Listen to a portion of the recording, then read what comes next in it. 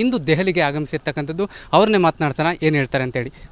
Sir, ಈಗ ಲೋಕಸಭಾ ಚುನಾವಣೆಗೆ ಸಂಬಂಧಪಟ್ಟಂತೆ ಒಂದಷ್ಟು ಗೊಂದಲಗಳು ಕೂಡ ನಿಮ್ಮ ಕಾರ್ಯಕರ್ತರಲ್ಲಿ ಹಾಗೆಯೇ ಜನತೆಯಲ್ಲೂ ಕೂಡ ಇರ್ತಕ್ಕಂಥದ್ದು. ಇಲ್ಲಿ ಯಾವುದೇ ರೀತಿಯ ಗೊಂದಲಗಳಿಲ್ಲ. ನನ್ನ ಅಭಿಪ್ರಾಯದಲ್ಲಿ ಈ ಒಂದು ಲೋಕಸಭೆ ಚುನಾವಣೆ ಹಿನ್ನೆಲೆಯಲ್ಲಿ ಹಲವಾರು ಕ್ಷೇತ್ರಗಳಲ್ಲಿ ಅಭ್ಯರ್ಥಿಗಳಾಗಬೇಕು ಅಂತಕ್ಕಂಥದ್ದು ಹಲವಾರು ಅಭ್ಯರ್ಥಿ ಆಕಾಂಕ್ಷೆ ಇರ್ತಕ್ಕಂಥವರು ಚರ್ಚೆ ಮಾಡ್ತಕ್ಕಂಥದ್ದು ಸಹಜ. ಅಂತಿಮವಾಗಿ ಎಲ್ಲ ಗೊಂದಲಗಳಿಗೆ ಏನು ತೀರ್ಮಾನಗಳಾಗಬೇಕು, ಚುನಾವಣೆಯನ್ನು ಗೆಲ್ತಕ್ಕಂಥ ನಿಟ್ಟಿನಲ್ಲಿ ಆ ತೀರ್ಮಾನಗಳಾಗುತ್ತೆ. ಸರ್, ಈಗ ನಾಳೆ ಅಂದರೆ ಈಗ ಹೈಕಮಾಂಡನ್ನು ಭೇಟಿಯಾದಂಥ ಸಂದರ್ಭದಲ್ಲಿ ಯಾವ ಎಲ್ಲ ವಿಚಾರಗಳನ್ನು ಚರ್ಚೆ ಮಾಡ್ತಾರೆ? ಬಂದಿರತಕ್ಕಂಥದ್ದು ಇಲ್ಲಿ ಪ್ರಮುಖವಾಗಿ ನಮ್ಮ ರಾಜ್ಯದ ನೀರಾವರಿಯ ವಿಷಯದಲ್ಲಿ ನಮ್ಮ ನಾಡಿನ ರೈತರ ಪರವಾಗಿ ಸುಮಾರು 35-40 ವರ್ಷಗಳು ಕಾನೂನು ಹೋರಾಟದಲ್ಲಿ ಅವರದೇ ಆದಂಥ ಒಂದು ನೆರವುಗಳನ್ನು ನೀಡಿದ್ದಾರೆ ನಾಡಿನ ಜನತೆ ಪರವಾಗಿ. ಅವರ ನಿಧನದ ಒಂದು ಸುದ್ದಿಯ ನಂತರ ನಾವು ಅಂತಿಮ ದರ್ಶನವನ್ನು ಪಡಲಿಕ್ಕೆ ಬಂದಿದ್ದೇನೆ. ಅದು ಹೊರತುಪಡಿಸಿ ಬೇರೆ ರೀತಿಯಲ್ಲಿ ಈ ಒಂದು ಸಂದರ್ಭದಲ್ಲಿ ಯಾವುದೇ ಒಂದು ರಾಜಕೀಯ ವಿಷಯಕ್ಕೆ ಚರ್ಚೆಗಳಿಲ್ಲ.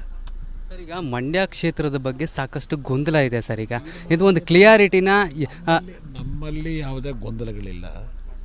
ಅದರ ಬಗ್ಗೆ ಚರ್ಚೆ ಬೇಡ. ಯಾವುದೇ ಗೊಂದಲ ನಮ್ಮ ಹತ್ರ ಇಲ್ಲದೆ ಇದ್ದಾಗ ನಾನು ಅದರ ಬಗ್ಗೆ ಚರ್ಚೆ ಯಾಕೆ ಮಾಡಲಿ? ಸರ್, ಈ ಬಾರಿ ನಿಖಿಲ್ ಕುಮಾರಸ್ವಾಮಿ ಅವರು ಮಂಡ್ಯದಲ್ಲಿ ಸ್ಪರ್ಧೆ ಮಾಡ್ತಾರೆ ಅಂತಿದ್ರು. ಹಾಗೆಯೇ ನೆನ್ನೆ ಪುಟ್ಟರಾಜು ಅವರು ಕೂಡ ಹೇಳಿಕೆ ಕೊಟ್ಟಿರ್ತಕ್ಕಂಥದ್ದು. ಹೆಸರುಗಳು ಬರ್ತಾ ಇದೆ. ಅಂತಿಮವಾಗಿ ಯಾರು ನಿಲ್ಲಬೇಕು ಅನ್ನೋದು ದೆಹಲಿಯಲ್ಲಿ ನಮ್ಮೇನು ಮೈತ್ರಿ ಇದೆ, BJP ಮತ್ತು JDSನ ಮೈತ್ರಿ, NDA ಅಭ್ಯರ್ಥಿ ಯಾರಾಗಬೇಕು ಅಂತಕ್ಕಂಥ ಅಂತಿಮವಾಗಿ ತೀರ್ಮಾನ ಮಾಡ್ತೀವಿ. ಸರ್, ಈಗ ಬಹಳ ಮುಖ್ಯವಾಗಿ ನಿಮ್ಮ ಒಂದು ಅಂದರೆ ಈ ಬಾರಿಯ ಲೋಕಸಭಾ ಚುನಾವಣೆಯಲ್ಲಿ ನಿಮ್ಮ ಪಾತ್ರ ಏನಿರುತ್ತೆ ಸರ್ ಕುಮಾರಸ್ವಾಮಿ? ನಾನು 28 ಕ್ಷೇತ್ರಗಳಲ್ಲಿ BJP JDSನ ಅಭ್ಯರ್ಥಿಗಳನ್ನು ಗೆಲ್ಲಿಸ್ತಕ್ಕಂಥದ್ದಕ್ಕೆ ನಾನು ಶ್ರಮ ಹಾಕಬೇಕಾಗಿದೆ. BJP ನಾಯಕರುಗಳ ಜೊತೆಗೂಡಿ ನಮ್ಮ ಪಕ್ಷದ ಕಾರ್ಯಕರ್ತರು ನಮ್ಮ ನಾಯಕರ ಜೊತೆಗೂಡಿ 28 ಕ್ಷೇತ್ರದಲ್ಲಿ ಅಭ್ಯರ್ಥಿಗಳು ಗೆಲ್ತಕ್ಕಂಥ ನಿಟ್ಟಿನಲ್ಲಿ ನನ್ನ ಶ್ರಮ ಇರುತ್ತೆ. ಸರ್, ಈಗ ಹಳೆ ಮೈಸೂರು ಭಾಗದಲ್ಲಿ ಕುಮಾರಸ್ವಾಮಿಯವರ ಅಸ್ತಿತ್ವ ಬಹಳ ಗಟ್ಟಿಯಾಗಿರ್ತಕ್ಕಂಥದ್ದು. ಅದನ್ನು ಅಂದರೆ ನಿಮ್ಮ ಅಸ್ತಿತ್ವವನ್ನು ಕಸಿದುಕೊಳ್ಳುವಂಥ ಕೆಲಸ ಆಗ್ತಾ ಇದೆಯಾ ಈಗ? ಆ ರೀತಿ ಎಲ್ಲ ಸುಮ್ಮನೆ ಅವೆಲ್ಲ ಕೃತಕವಾಗಿ ಕೆಲವರು ಅದ್ರ ಬಗ್ಗೆ ಸುದ್ದಿಗಳು ಹರಡಿಸ್ತಾರೆ.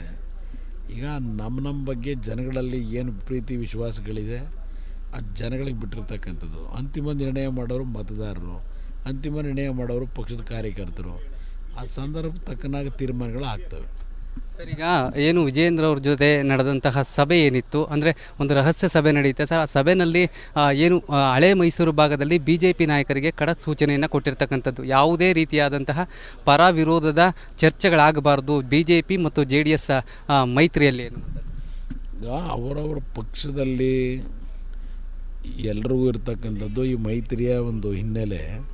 28 ಕ್ಷೇತ್ರಗಳು ಈ ಬಾರಿ NDA ತೆಕ್ಕೆಗೆ ಬರಬೇಕು ಅಂತಕ್ಕಂಥದ್ದು ಎಲ್ಲರಲ್ಲಿರ್ತಕ್ಕಂಥ ಭಾವನೆ. ಅದರಲ್ಲೂ ವಿಶೇಷವಾಗಿ BJP ಹೈಕಮಾಂಡ್ನಲ್ಲಿ ಈ ಬಾರಿ ಕರ್ನಾಟಕದಿಂದ 28 ಸ್ಥಾನವೂ ಗೆಲ್ಲಬೇಕು ಅಂತಕ್ಕಂಥ ಒಂದು ಗುರಿಯನ್ನಿಟ್ಟಿದ್ದಾರೆ. ಆ ಗುರಿಯನ್ನು ರೀಚ್ ಆಗಬೇಕಾದ್ರೆ ನಮ್ಮಲ್ಲಿ ಪರಸ್ಪರ ಹೊಂದಾಣಿಕೆ ಇರಬೇಕು. ಆ ನಿಟ್ಟಿನಲ್ಲಿ ಎಲ್ಲ ಒಟ್ಟಿಗೆ ಕೆಲಸ ಮಾಡಿ ಅಂತಕ್ಕಂಥ ಸೂಚನೆ ಕೊಟ್ಟಿರ್ಬೋದು. ಇದಿಷ್ಟು ಏನು ಕುಮಾರಸ್ವಾಮಿಯವರ ಮಾತಾಗಿತ್ತು. ಕ್ಯಾಮ್ರಾ ಪರ್ಸನ್ ವಿನೋದ್ ಜೊತೆ ನಟೇಶ್ ರಾಜಣ್ಣ, ರಿಪಬ್ಲಿಕ್ ಕನ್ನಡ, ನವದೆಹಲಿ.